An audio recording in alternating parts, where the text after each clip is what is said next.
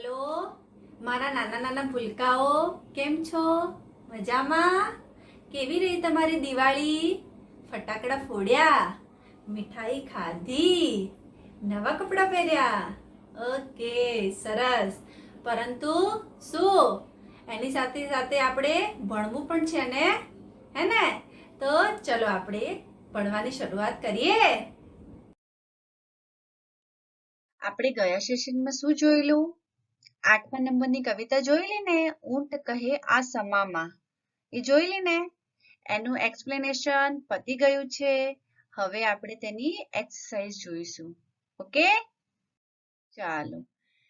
શું છે? નીચે આપેલા દરેક પ્રશ્નનો ઉત્તર એક એક વાક્યમાં લખો. ખાલી એક જ વાક્યમાં તમારે ઉત્તર લખવાનો છે. બગલાનું શું વાંકું છે? શું વાંકું હતું બાળકો? આપણે આ કાવ્ય જોયેલું ને, કવિતા, એમાં શું વાંકું હતું બગલાનું? તો બગલાની ડોક વાંકી હતી. શું હતી? બગલાની ડોક વાંકી છે. પછી ચાંચ કોની વાંકી છે? આ તો બધાને ખબર છે.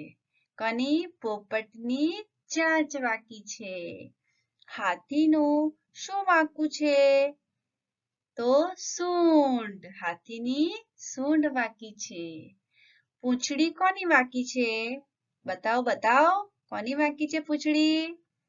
કૂતરાની પૂંછડી વાંકી છે. બરાબર. તો બગલાની ડોક વાંકી, પોપટની ચાંચ વાંકી, હાથીની સૂંઢ વાંકી, કૂતરાની પૂંછડી વાંકી. હવે વાઘનું શું વાંકું છે? તો વાઘના નખ વાંકા છે. શિંગડાનો ભાર કોને હોય છે? ભેંસને શિંગડાનો ભાર હોય છે. ભેંસના શિંગડા ખૂબ મોટા અને વજનદાર, ભારવાળા હોય છે. 18 અંગ કોના વાંકા છે? એ બતાવો. કોના વાંકા છે? ઊંટના. કેમ કે ઊંટ બધામાં ખામીઓ કાઢે છે. આનું આ વાંકું છે ને, આનું આ વાંકું છે ને, અને જોતું નથી કે પોતાના તો શું 18 અંગ વાંકા છે. બરાબર? તો યાદ રહ્યું? ઊંટ કોના કોના કયા અંગ વાંકા ગણાવે છે? તો બગલાની ડોક વાંકી છે, પોપટની ચાંચ વાંકી છે, કૂતરાની પૂંછડી વાંકી, હાથીની સૂંઢ વાંકી છે, વાઘના નખ વાંકા છે ને ભેંસના શિંગડા પણ વાંકા છે. ઓકે, એટલે ભારવાળા હોય છે. ઓકે, તો હવે છે કૌંસમાંથી યોગ્ય શબ્દ પસંદ કરી ખાલી જગ્યાઓ પૂરો. કૌંસમાં 2 શબ્દ આપેલા છે. યોગ્ય શબ્દ એટલે કે સાચો શબ્દ કયો છે તે આ ખાલી જગ્યામાં પૂરીને તમારે ખાલી જગ્યા પૂરી કરવાની છે. બરાબર? બગલાની ખાલી જગ્યા વાંકી છે શું? ડોક કે ચાંચ? શું આવશે? ડોક વાંકી છે. ઓકે, પછી છે ખાલી જગ્યાની સૂંઢ વાંકી છે. પોપટની સૂંઢ હોય છે કે હાથીની? તો શું આવશે? હાથીની સૂંઢ વાંકી છે. ભેંસના ખાલી જગ્યા વાંકા છે. શું? કાન કે શિંગડા? તો શું આવશે? શિંગડા. તો ભેંસના શિંગડા વાંકા છે. ખાલી જગ્યાના 18 અંગ વાંકા છે. કોના? ભેંસના કે ઊંટના? આ તો બધાને ખબર છે. કોના છે? ઊંટના. ઓકે, તો બગલાની શું ડોક વાંકી છે, હાથીની સૂંઢ વાંકી છે, ભેંસના શિંગડા વાંકા છે, અને શું છે ચોથું? ઊંટના 18 અંગ વાંકા છે. ઓકે, હવે બાળકો તમને કહે કે આ કવિતામાંથી શો બોધ મળે છે તે 5 વાક્યમાં લખો. તો તમે શું લખશો? અથવા 2 કે 3 વાક્યમાં લખો. આ કવિતામાંથી તમને શું બોધ મળે છે? તો આપણે લખી શકીએ કે આ કવિતામાંથી બોધ મળે છે કે આપણે કોઈની ખામી જોવી જોઈએ નહીં. બીજાની ખામીઓ જોતા પહેલા આપણામાં કેટલી ખામીઓ છે તે પહેલા જોવું.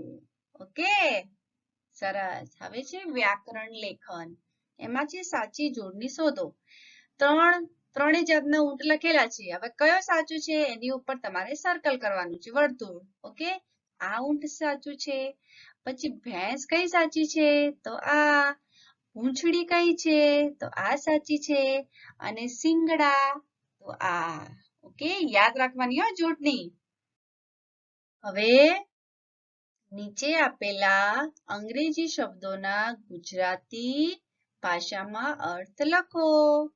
ઓકે, તો પહેલું છે નેલ, તો શું થશે? નખ. બીજું છે બેક, તો શું થશે? ચાંચ. ત્રીજું છે નેક, તો શું થશે? ડોક. ઓકે, પછી ચોથું છે ટેલ, તો શું થશે? પૂંછડી. પછી પાંચમું છે ક્રેન, તો શું થશે? બગલો. અને છઠ્ઠું છે હોર્ન્સ, તો શું થશે બાળકો? શિંગડા. કે બાળકો?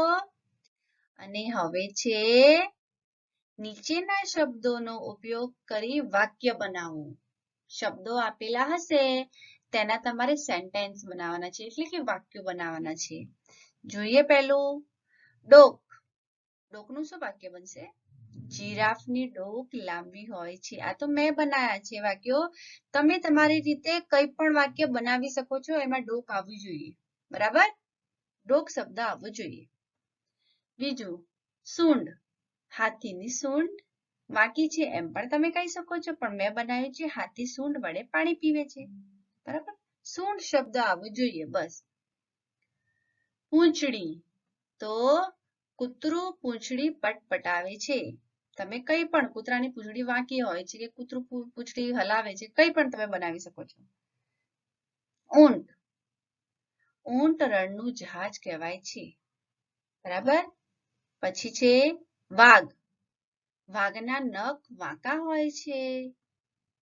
પછી છે ભેંસ, તો ભેંસનું દૂધ સફેદ હોય છે. પછી છે ચાંચ, તો પોપટની ચાંચ વાંકી હોય છે. બરાબર? આ હતા વાક્ય બનાવો. ખબર પડી તમને? તમે કયા પણ તમને જે યોગ્ય લાગે, તમને જે આવડે, તમારા શબ્દોમાં તમે વાક્ય બનાવી શકો છો. ઓકે, ચલો હવે તમારું હોમવર્ક જોઈ લો. શું છે?